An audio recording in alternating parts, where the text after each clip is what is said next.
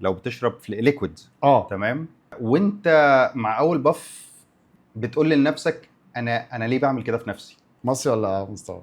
خليها في المصري، طب اقول لك حكايه، خليها بس ممكن كده او كده براحتك. حكايه في زمن الفيب طويله، هي من حوالي 3 سنين ل 4 سنين. اوكي. صديق من الاصدقاء عمل فليفر، امم عارف سوق العبور، في آه.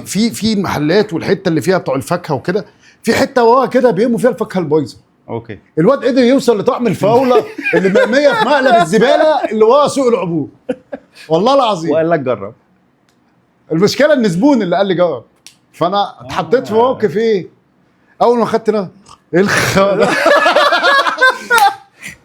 بيقول لي ده بتاع صاحبك، والله هو انا ايه عايز بقى الطف يعني، اطلع الزبون يروح يقتله. قلت له يا اول نفس بس، ايوه هات كمان نفس.